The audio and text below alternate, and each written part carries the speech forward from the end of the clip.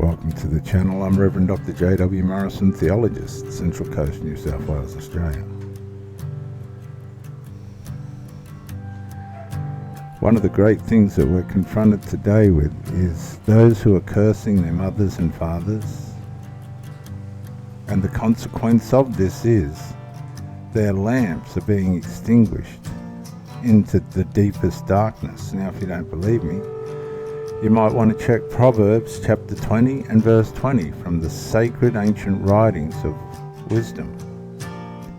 The wisest book that's ever hit the planet. Whoever curses his father or mother, the elders, his lamp will be extinguished, or her lamp will be extinguished into the deepest darkness. That means spiritual blackness. Is that a warning or not? Is that advice or not? Some mothers and fathers aren't to be blessed, but they're not to be cursed either. Too often we take into our own hands the judgments of others, and we got no right to do it. In verse 22 of the same chapter it says, "Do not say, 'I will avenge this evil.' Wait on the Lord, and He will save you." What that means is, don't psychologically engage in personal warfare that you don't need to. Let the Lord sort stuff out. Now, that's not say there's things that you need to do in the courts of justice. I'm sure there is. But when we're just taking things upon ourselves and just trying to go to war with people without proper consultation or sound guidance, we're just revealing the secrets of our constant gossip and babbling that goes on in our minds. Our mind is babbling and gossiping and nattering to us about people that we just can't be on the same vibrational wavelength at. Our energies are different, your energies are different.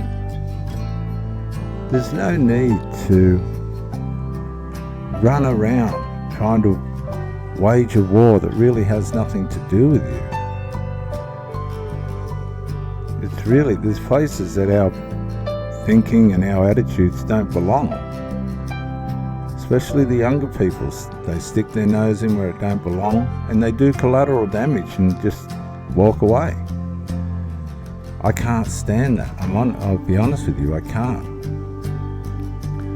In verse 17 of Proverbs 20, the same chapter, food gained by fraud is sweet to a man. In other words, trying to do things the easy way all seems sweet. Really, really sweet. Undercutting and trying to find the easy way out. But later, it turns to gravel in their mouth, the Bible says. There's no easy way, there's no shortcuts to doing the work that we need to do on ourselves. It's something we're all responsible for. Not one or the other or this or that, all of us. And if we're just giving in to the gossiping and the babbling and the backbiting and stuff that's going on in our minds, and we're revealing secrets, he who reveals secrets is a constant gossip. Avoid the one who babbles with his lips. These are the same ones that are cursing the elders, the fathers and the mothers, just for the sake of it, because of their inner battles that they're having within themselves.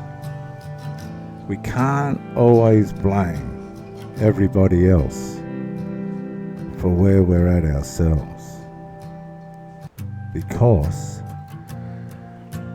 when we curse our father or mother or elders, it has a tremendous impact on our psychological condition. The Bible says our lamp, our spirit, is extinguished into deepest darkness.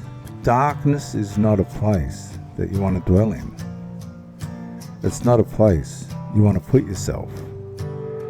But when you dare to curse your mother or your father, You're putting yourself in such a dark psychological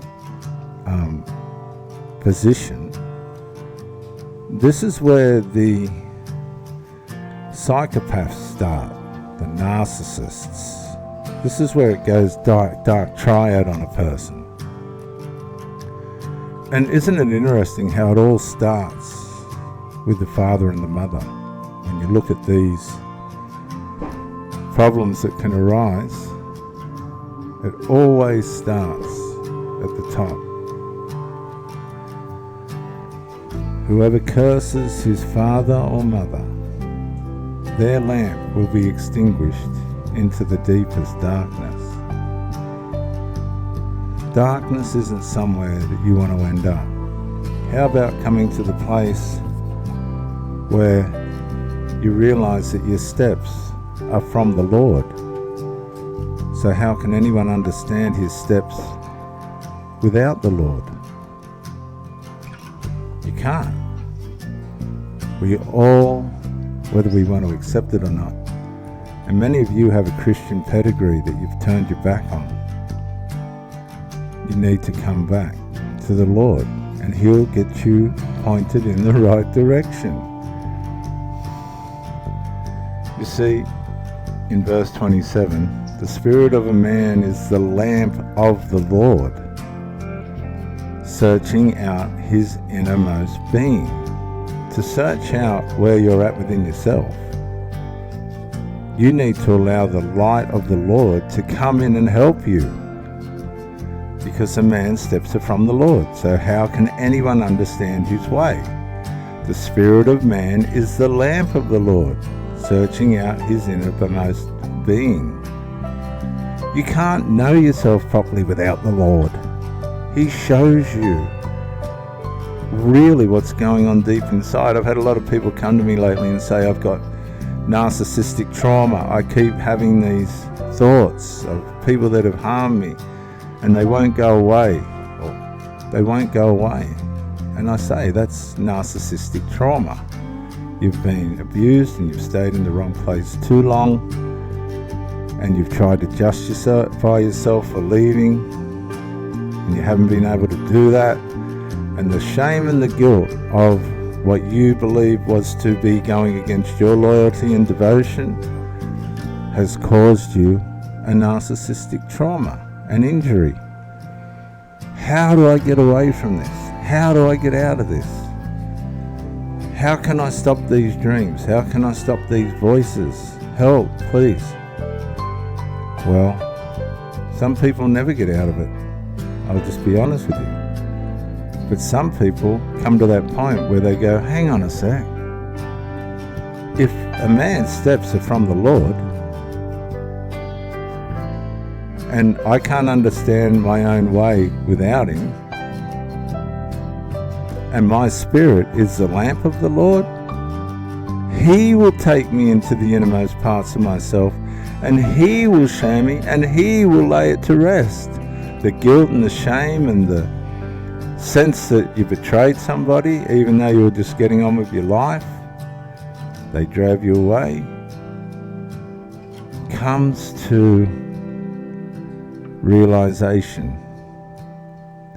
And when you face the shame and the guilt, and that sense and those senses have gone, guess what goes with it? In most cases, the narcissistic injury, the trauma. The thoughts begin to disappear. The trouble begins to disappear because you finally realize that you didn't do anything wrong. You didn't belong in that place anymore, and your spirit was telling you, it's time to go. And God's Spirit comes in and confirms it, and then the doubt that's causing the narcissistic trauma goes. Just goes. In the same chapter of Proverbs 20, it says, loving devotion and faithfulness preserve a king, and by these he maintains his throne. But let's stop for a minute. Not blind loving devotion, not blind faithfulness, faithfulness that comes from verse 18. Set plans by consultation and wage war under sound guidance. You see, war is a last-minute ditch attempt. It's a last-minute. You don't want to go to war. Oh no. As a matter of fact, if you're dealing with someone that's difficult, step back. Just step back. 9 times out of 10, these people will hang themselves, and they'll hang themselves by their words. Guaranteed. They'll reveal their secrets in their gossip, and the babbler will be found out. These are the same ones that are cursing their father and mother, and they're walking around in the deepest darkness. That's why they're exposing themselves. A lot of these people are being exposed now. And you've just got to say verse 22, I will not avenge this evil. I'll wait on the Lord, and he will show me. They always expose themselves.